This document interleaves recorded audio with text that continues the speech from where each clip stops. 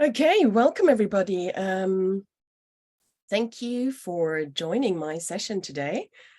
I'm not going to start right away. I'll give you some time to actually join the session. So I'm here in Salzburg today in Austria. It's a lovely sunny day. Yeah, maybe you let me know where you are all at the moment. Say something in the comments. And I would also love to know what languages do you speak, since we are here at a language show. What's your mother tongue? What other languages do you speak?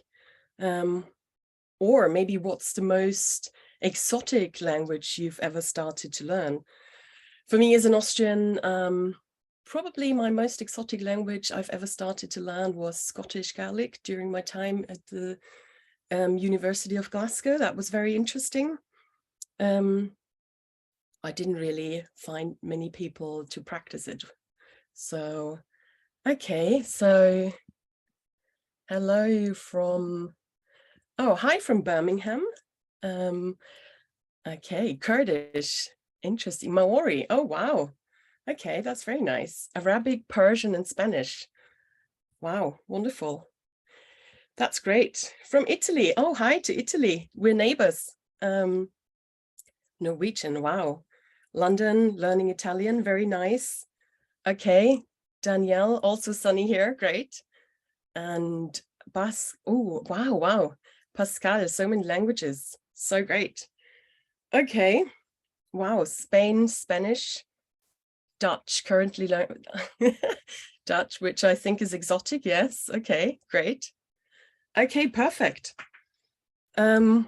Well, I would say let's start now. I'm gonna share my screen and start with my presentation.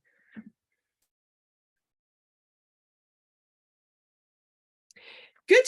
So again, welcome everyone. Thank you for joining my session. I'm going to talk about how to become bilingual at any age. So who am I? My name is Barbara. As I said, I am from Austria. I live in Salzburg. I am an expert in language and intercultural competence training, and I work as a freelance for,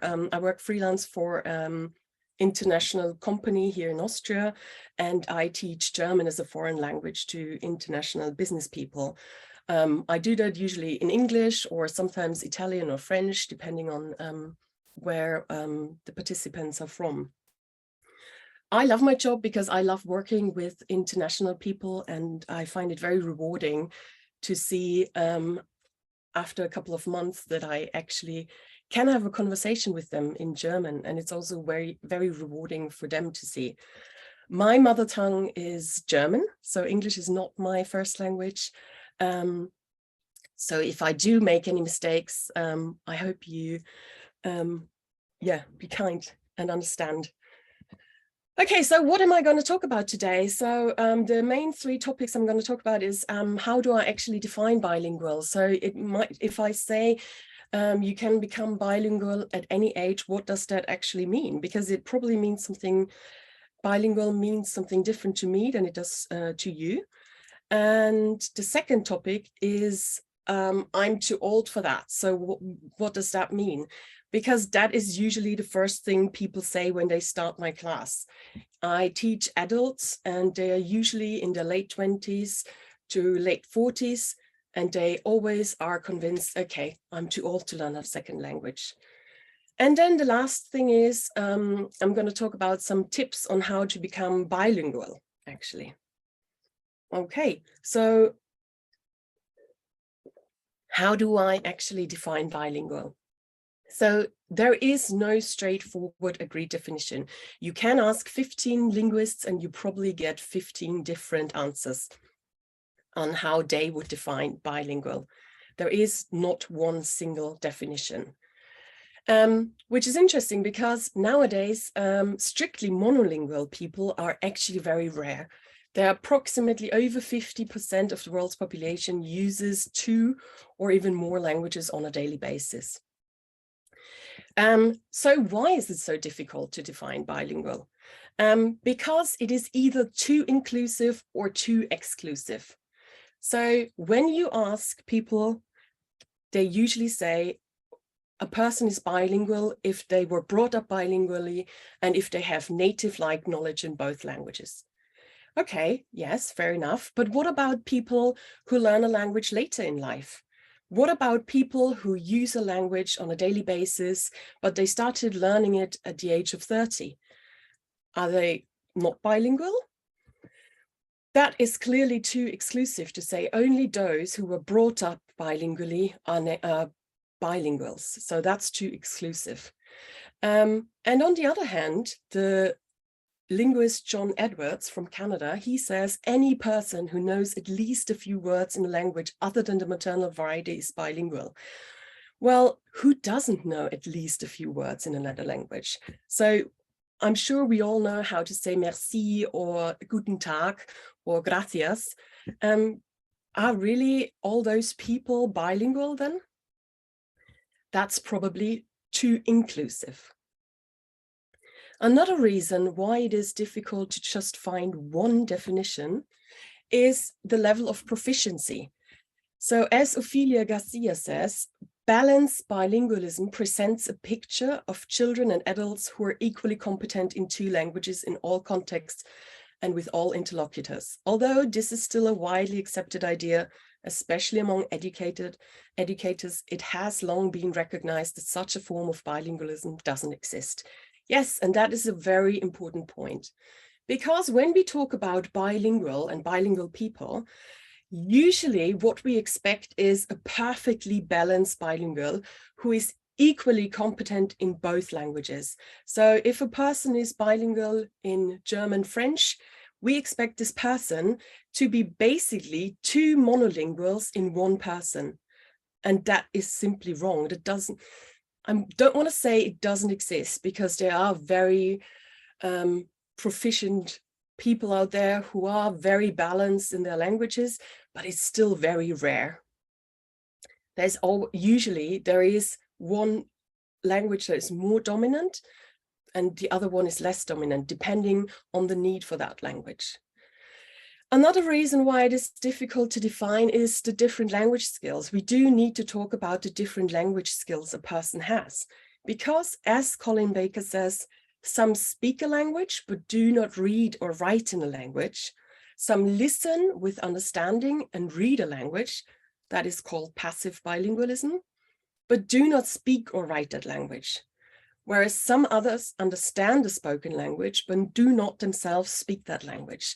So to classify people as either bilinguals or monolinguals is too simplistic, which is very true, because it might happen that a person perfectly understands a language, but this person doesn't speak the language. It's actually quite common among second, third generation immigrants that the parents still speak a language, and the children, the next generation, they understand every single word, but they do not speak it anymore because they choose not to, or because they simply don't feel comfortable using it.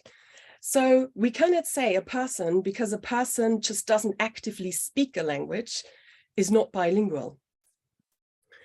And the last reason is, what counts as a language? So this question might seem to be easily answerable, but it's not actually. When it comes to languages such as Italian, French, Spanish, yes, that's very clear. Those are languages. But what about other languages such as Flemish and Dutch, yeah, or the spoken variation of Hindi and Urdu? It's not that clear anymore. As Ellen Bialystok says, we think of bilingual individuals as those people who are able to speak two or more languages to some level of proficiency, but identifying what counts as a language is not a straightforward judgment. Also, we need to think about, what about dialects? So if a person speaks a dialect of a language, does that count? For example, I speak standard German, but I don't speak Swiss German. If I would that count? So it's not that straightforward to actually define what is a language. So, okay, you probably wonder now, well, she's told us now why it is difficult to define what is bilingual. But what is actually bilingual? How would I define bilingual now? So I agree with the definition given by François Groschon. And François Groschon says bilinguals are those who use 2 or more languages or dialects in their everyday lives. I very much agree with this definition. And I would like to add the following facts. So please keep in mind, a person, when I talk about how to become bilingual at any age, a person is bilingual when they use 2 or more languages on a daily basis. Yeah, whether that's at work, whether that's at home, whether that's at a community, it doesn't matter. If they use 2 or more languages on a daily basis, that's part of being bilingual. And please forget the idea that only people are bilingual who started to learn the language at a very young age or during childhood. It is a myth that bilingual must have acquired all their languages in childhood. Yeah, you can learn a language at the age of 30, and then if you use it on a daily basis, you still count as bilingual. And also very important, a bilingual is not 2 monolinguals in one person. Yes, you cannot take 2 monolingual speakers, put it together, and then you have a bilingual person. No, there is a difference in the dominance, and it's not equally balanced, or hardly ever, because the level of fluency depends on the need for that language. Yeah, so you might need it for work, you might need it at home, and it's very domain specific. So bilinguals always use their languages in different situations for different purposes and with different people. Yeah, you might use one language with your family and another language with your colleagues and at work. So all these things keep in mind today when we talk about bilingualism and how to become bilingual at any age. But the next topic, which is very important, is I'm too old for that. So can we really learn a language at any age? And the answer is clearly yes. You can learn a language at any age. You're never too old to learn a new language. Is it more difficult for adults? Yes, probably. And the question is, why is it harder for adults to learn another language? It's not because of the simple fact that we're adults. There are several reasons why it is more difficult for adults and why it is easier for children. We need to keep in mind that children have much more time. Yeah, so children, the first couple of years, they have time to simply listen to the language. So they get input without actually having to produce any output. Usually with adults, it's the complete opposite, because when you start a language lesson, so usually after the second, third time, we expect them to at least be able to greet in the target language or to say, how are you in the target language? Also, what we all do, we constantly worry about making mistakes. Yeah, we are really, really worried that we make mistakes and that we look stupid. And children simply don't care about that. They don't worry about making mistakes. They're so used to that. Somebody corrects them and then, yeah, that's it. They move on. But we as adults, we're usually perfectionists a little bit, and we don't want to make mistakes. We're really afraid of making mistakes. And unfortunately, when it comes to language learning, it doesn't work without making mistakes. You can't avoid it. Also, children accept the fact that they don't understand every single word. Yeah, they understand the context and they're happy with it. If they don't understand every single word, they don't really care. But adults, they're really worried when they don't understand every single word. They need to translate every single word. And that doesn't help either. Okay, those are general facts why it is harder for adults to learn a language, but there are, of course, also some biological factors. So let's talk about the biological factors. And when we talk about language learning, we have to talk about memory, yeah, because language learning would not be possible without memory, of course. So what role does memory play in language learning? Language learning really depends on 2 distinct memory systems, the procedural memory system and the declarative memory system. So why do we need to know about these two systems?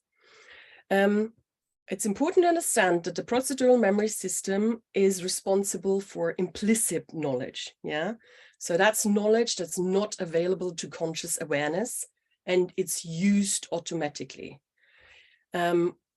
Motor skills or cognitive skills acquired in childhood are stored in the procedural memory system. Yeah, so like riding a bike, or if you learn how to swim, or playing the piano, that's all stored in the procedural memory system. Whereas the declarative memory system represents explicit knowledge. Yeah, so knowledge that can be recalled into conscious awareness. So what I had for breakfast today, that's, for example, stored in my declarative memory. Or new facts and new information is stored in the declarative memory system. What's the problem with the declarative memory system? It very often fails us. Yeah, so information stored in the declarative memory cannot always be recalled on demand. So we've all experienced this one moment where we meet a new colleague and we get introduced to them, and then the next day or the 2 days after, we simply cannot remember their name. Yes, that's because the name was stored in the declarative memory system. I always like to picture it as a naughty little monkey that sits up there and finds it really, really funny to embarrass us, because that's how it works. Yeah, we are in this moment, and the monkey sits up there, finds it funny because it's the declarative memory system. Okay, so what does this have to do with language learning? The first language of a child is generally acquired informally in a natural setting. And the first language of a child is stored in the procedural memory system. Yeah. So for young children, learning the grammar of a language is comparable with learning how to ride a bike. Yeah. So the first language becomes implicit knowledge. So when a native speaker, has that knowledge, it's called implicit linguistic competence. Yeah. And that's, for example, knowing how to use the past tense marker correctly. Whereas a second language is usually acquired later in life and is generally learned in a more informal in a more formal setting, like school or a language learning classroom. So the second language tends to rely on the declarative memory system. Okay, so what have we just learned? The declarative memory system very often fails us. So information stored in the declarative memory system cannot always be recalled on demand. And that's where our monkey comes in again. So if we sit in a language course and we learn something, we learn new vocabulary, we learn the rules of the grammar, and then the next day we can't remember the word. That's because we stored it in the declarative memory system. That's exactly what makes it harder for adults to learn the language. Yeah. So is it then the younger the better? Yeah. Generally, me as a linguist, I would always say, if you get the chance to learn a language at an early age, yes, please do so, because knowing languages is one of the biggest assets in our life. Yeah. So it's beautiful to know as many languages as possible. But you can learn a language at any point in your life. That is important to understand. Yes, of course, if you get the chance, learn it as early as possible.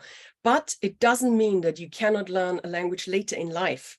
Yes, it is possible at any point in your life. However, there is really one aspect where age does play a crucial role, unfortunately, and that is the foreign accent. Yeah.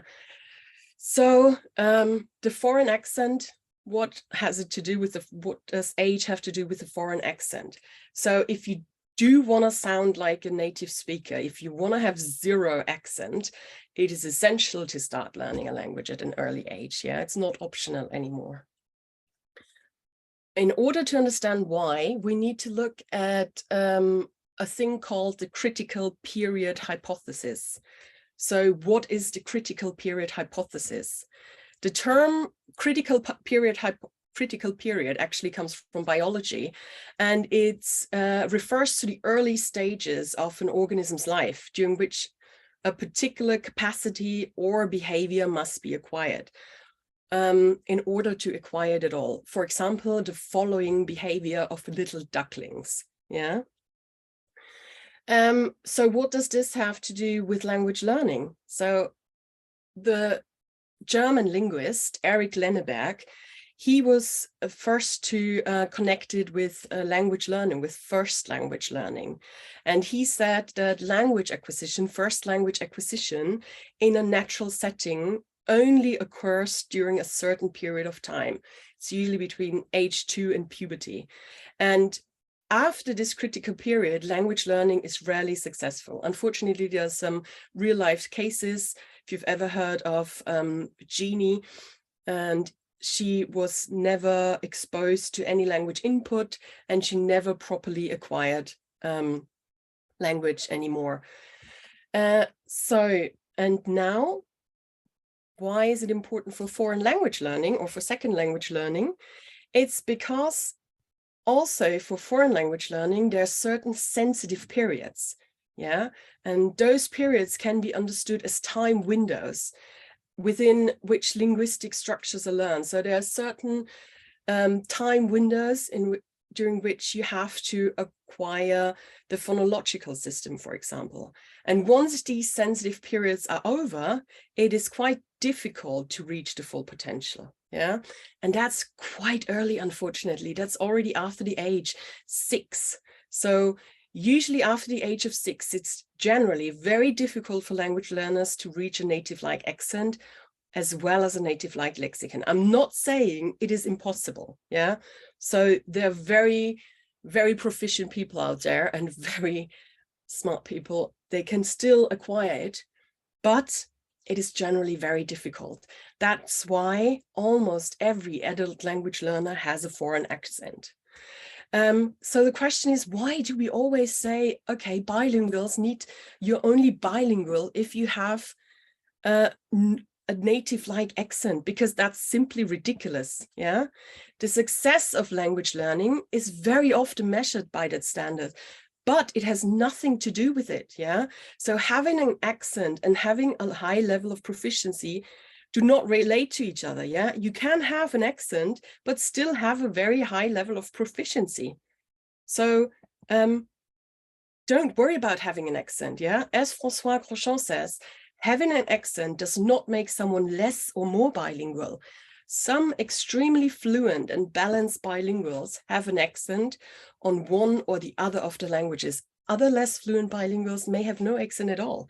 Yes, so please don't worry if you have an accent. I have an accent in my languages. And yes, as Amy Chua says, and I need to quote her here, having an accent, having a foreign accent is a sign of bravery. And that is very true, because it is very brave to speak in a foreign language, in any language that's not our mother tongue. So if somebody makes fun of your accent, just ask them how many languages they speak, yeah? Tell them it's actually a sign of bravery, and be proud of your accent, yes? Don't try to hide it. Okay, so I think you now have a very good knowledge of what I mean by bilingual and bilingual people. So I would now like to move on to the tips on how to become bilingual at any age. So those tips are all based on my 20 years of experience of language learning and teaching. And yeah, I used those tips myself for my students, my participants. Again, I know I've said it before, I'm gonna say it again now. So what does it mean when I say, let's talk about how to become bilingual at any age? You are bilingual if you use 2 or more languages in your everyday life, yes? And you're not gonna be bilingual only if you have equally balance in both languages, because fully balanced bilinguals are like unicorns. Yes, I believe in them. I've never met one, okay?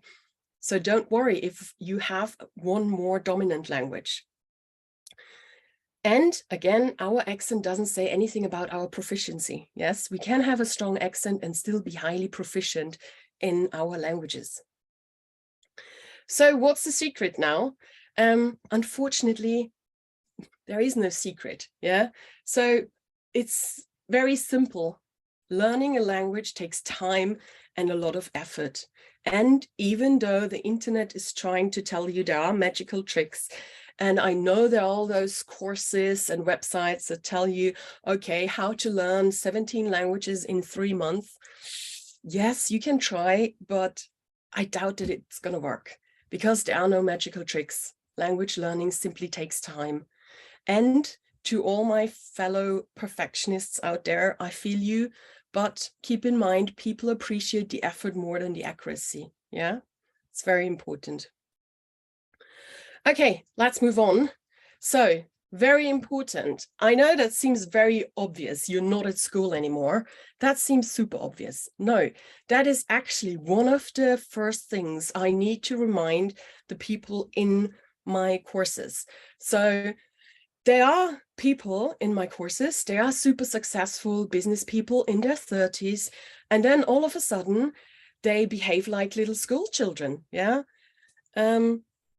So I need to remind them that learning a foreign language, they're not at school anymore, and learning a foreign language now is different. Yeah. Why is that important? Because learning a foreign language at school can be very stressful and for some people even traumatizing. Yeah. So you might hate it, your teacher, you might hate it, the school, you had a difficult time there. And now back then you were convinced that you're not good at languages, or you were even worse, you were even told by your teacher. So yeah, that might be true, but maybe not. Maybe it was just the circumstances. The circumstances made you believe that you're not good at languages. And the main very important difference now is that you don't have to learn the foreign language anymore, but you can if you want to. Yeah. Why is that important? Because it's going to change your whole attitude. And that's very, very important when it comes to language learning. Second thing is, I think that's quite clear, get as much input as possible. So when it comes to language learning, more is more. Yeah. Input is crucial. You won't learn a language if you look at a course book or play with your app just once a week. Yeah. It's a bit like if you really want a six-pack and only go to the gym once a month, once a week, it's probably not going to be enough. Let's be honest. And what does it mean? Input. It's not just any kind of input. I'm sure you all know Stephen Creation, and he said it's crucial for successful language learning, comprehensible input. What is comprehensible input? Comprehensible input is I plus 1. So the I represents the current person's level of proficiency, yeah, plus 1 is one step beyond that current level. That is how we actually learn. And that is also useful in order to avoid language learning plateaus. Yeah, you don't want to be stuck somewhere in this mixture of A1, A2. If you always have I plus 1, then you avoid getting stuck on a language learning plateau. Okay, then again, if you want to learn a language, find your motivation. Why is this important? You would think if you move to a foreign country, that should be enough motivation. No, it's not. There are people who've been living here for 7 years and they still don't speak one single word of German. Or there are people who start learning the language. Again, they behave like school children, they text secretly. And the minute they start dating a German native speaker, all of a sudden, they are really motivated to learn. So whatever it is that keeps you motivated, find your motivation. Why is that important? It is important because if you're not truly motivated and you're not learning the language, even though you're exposed to comprehensible input, it's because your affective filter is up. Yeah. What does that mean? What's the affective filter? So the affective filter is a barrier that actually prevents you from processing input. And if you're not truly motivated, your affective filter is up and you'll never properly learn the language. So if your attitude is not right, or if you're not really motivated, it's going to be very hard for you to learn the language, because your affective filter will block you from processing the input. That's also the case, and the reason why so often at school language learning is not successful, because the affective filter is also up if we are scared of the teacher, for example, or if we are really stressed when we are in the classroom. So that's not, it's not ideal for learning. Okay, so we know that now, that's important. Also, again, be persistent and make it a routine. That is very important. So again, as I already said, if you only use the language learning app once a month, it's not going to be enough. So you really need to be persistent and make it a routine. The secret to good habits is always repetition, yeah? And once it's a routine, it's not a struggle anymore, yeah? If you do it every day, if you make it a routine that you don't need to think about it, it doesn't feel like work anymore. You simply do it without thinking about it. And one of the best things to do it is if you combine language learning and sport, actually, yeah?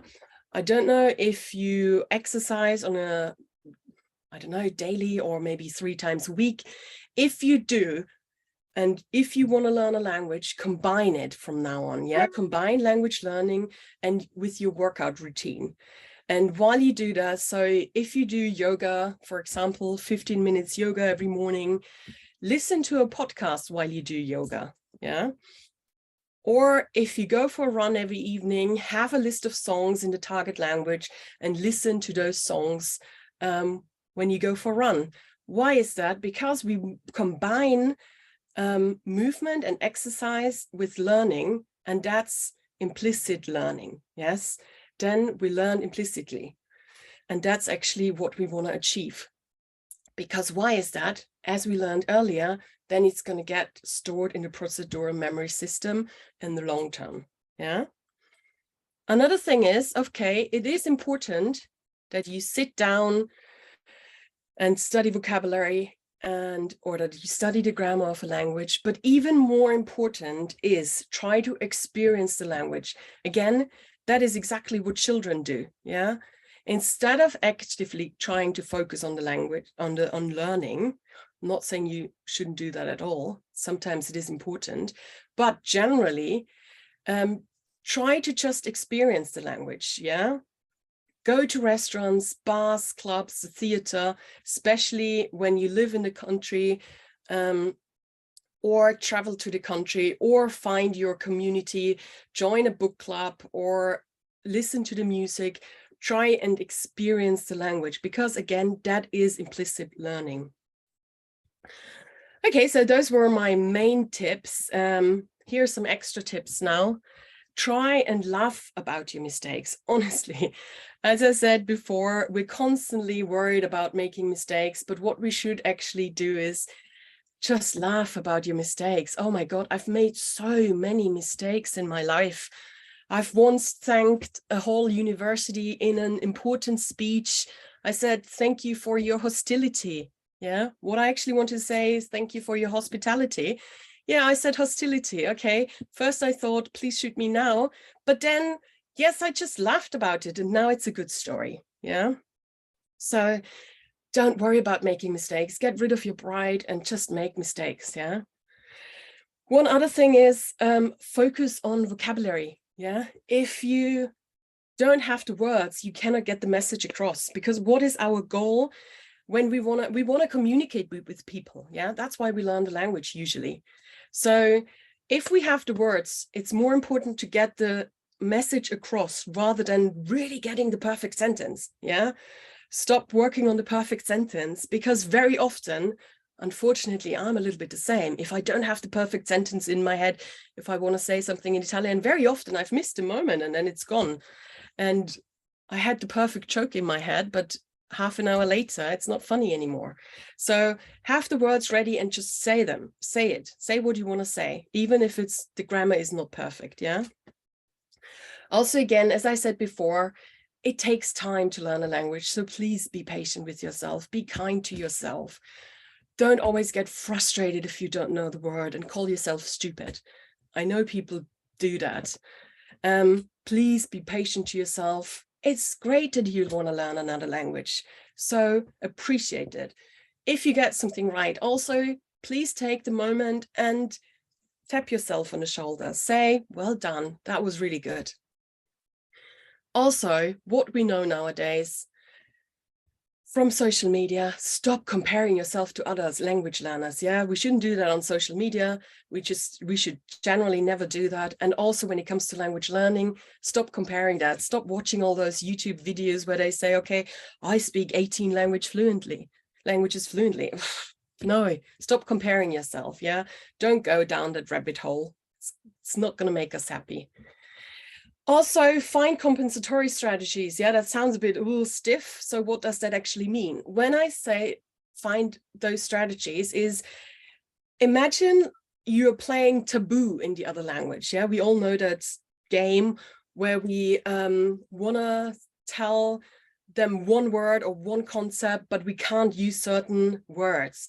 And that is exactly what happens in the new language. Yeah, we cannot say exactly what we would say or how we would describe it in our first language because we simply don't have the vocab yet, or we simply don't know how to say the sentence. Yeah, so find other ways to say it, like you would in taboo. Yeah, if you actually play that game in your first language, that's actually quite a good exercise for your brain. So what do I mean by that? So if you want to say spoon, but you don't know the word for spoon in your target language, say something like the thing you eat the soup with. Yeah, don't just give up and switch back to English or to whatever language. And also set clear goals. Yeah, don't just say, oh, I want to learn that language, because we get easily frustrated. Set clear goals, like I want to watch after 3 months, I want to be able to watch my favorite Netflix series in the target language, or I want to read this and that book, or I want to be able to write an email in the target language. Yeah, set clear goals. Also, because that, again, by doing that, you avoid being stuck in this limbus of language learning plateau. Yeah, it's more easy to then move on to the next level. I'm usually not the biggest fan of exams, but when it comes to that, sometimes it's quite good to do like a official language exam and get a certificate, because that gives you a clear goal you can work towards to. And then it's very rewarding when we get to that goal, actually. And the very last thing is, please, with all these things, and it is hard, but try to enjoy the process. Yeah, as I said, languages are one of the biggest assets in our lives. Yeah, if you learn a language, it's great that you want to learn a language. Don't be hard on yourself. Yeah, enjoy the process, appreciate what you're doing, appreciate the success, and then have fun with the language. And please, please use it. If you learn a language and never use it, and there are people, trust me, they are quite fluent, but they're still so anxious and they're not using it. It's like buying a new pair of shoes and never wear them. It makes no sense. Use the language, yeah, and really enjoy the process. Okay, well, actually, that was the end of the session already. I would like to finish my presentation with my favorite quote, which is, every new language is like an open window that shows a new view of the world and expand your attitude towards life. Yeah, I think that says it all, because language learning always comes with learning about the culture and the people. So it's language learning is not simply learning about vocabulary or learning about grammar. It's about truly connecting with other people, because that's what we all want. If you learn the language, you understand emotions of the other person, you understand the culture, and that probably also helps us to be more open-minded and kinder people. Okay, thank you very much for joining and listening to me. If you want to get in touch, please feel free to do so. here you find my email address. You can have a look at my website, or you feel free to connect with me on LinkedIn if you've liked it. If you have any questions, then just write me an email. If you didn't like it, please don't tell me. And now I'm gonna have a look at the Q&A section. If there are any questions.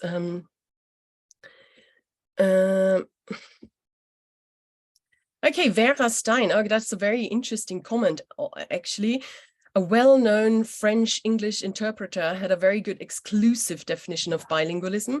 It is a person who is recognized by his peers in both cultures. Yes, yeah, you can add that as well. It's also very good. Sergio has a question. How many languages do you think it is possible for most people to learn to be considered multilingual? Consider that to be considered. You need to use the languages on a daily basis and maintain it through life. So yeah, it's a good question. So it's a very individual thing how many languages you are able to learn. The thing is about maintaining them. Yeah, that's the thing. I've started learning about 7 languages, but as I said before, with Scottish Gaelic, the problem is always actually practicing the language, because the thing with languages is if you don't use it, you lose it. Yeah, so you really need to practice your languages in order to keep them. And my brain, unfortunately, has deleted some of my languages again. But it is a very individual thing. So I really cannot say how many languages an average person can learn. So some of my closest friends, he knows 4 languages quite fluently. So it is a very individual thing. So Vera doesn't agree with my statement. Very rarely we found proficient, perfectly bilinguals. Are you? Yeah, so with interpretation, yeah, no, okay, so please don't, I didn't want to offend you. Yes, of course, interpreters, they are almost balanced. That's why I said it is not impossible. You do find very proficient people out there who are balanced bilinguals. I was talking about the average person in their everyday life. Yeah, I'm talking about people who move to another country, people who learn it with their community or learn it from their parents. I wasn't saying that it is impossible to be balanced. Yeah, so I'm sure you as an interpreter, you are quite perfectly balanced. Yeah. Okay, Vera felt offended. They're not unicorns. To me, they're unicorns. Yeah. All the interpreters out there are unicorns. Yeah, they're very special. They are super fluent in their languages. What do you mean by daily basis? If someone uses language only on holiday a couple of times a year, they may continue to be proficient in it, but are you saying they're not bilingual? No, I'm not saying they're not. Yes, if that is enough for you in order to be proficient in that language, yes, then you are bilingual as well. Okay, so any chat messages? Motivation is the main thing. Yes, Isabel, you agrees.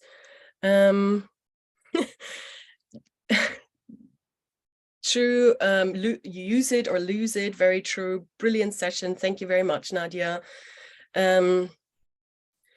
Vera, thanks for the answers. You're right. No, I'm not perfectly balanced in Italian, German, French, English.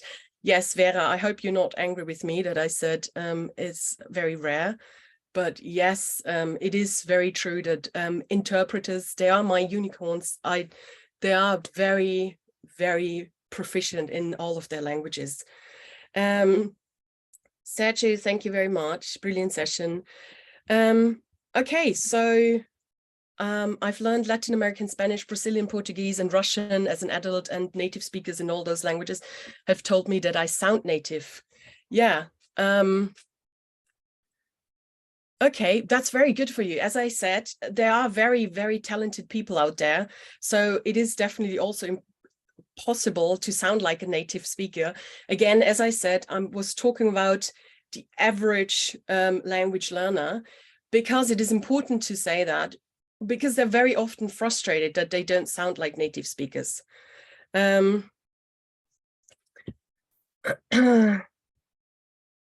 I agree with Pascal. I have similar experience. I speak German without an accent, which I began learning at 12 years old, and have a good accent in the others. Yeah, Alison, that's great. 12 is still very early. So very good, but you're probably also very talented. So that is really good. Okay, so if there are no more other comments, yeah, and again, so sometimes also you won't sound native all the time. Lorenzo, I do agree with you. Very often certain words, in certain words, I sound quite native-like, but in others, there are always certain words, and I have that with my German learners. Very often they have C1, C2 level, super native-like, and then one word, and you can hear that they're not native speakers, yeah? But again, all this, what I was talking about, is for the average language learner, yeah? As we know, as always, there are exceptions to the rule, yeah? Also, I wasn't talking about professionals like interpreters, yeah? Of course, they have a very, very high level of proficiency, and they're very balanced. But I was talking today about the average language learner. Okay, good. If you don't have any more questions, again, thank you very much for joining today. Thank you for taking the time. If you do really have any more questions, please get in touch. Feel free to send me an email, or again, as I said, connect on LinkedIn. Yes, and then we can continue discussing. Have a wonderful Sunday, and go out there and talk to people. Bye. Thank you.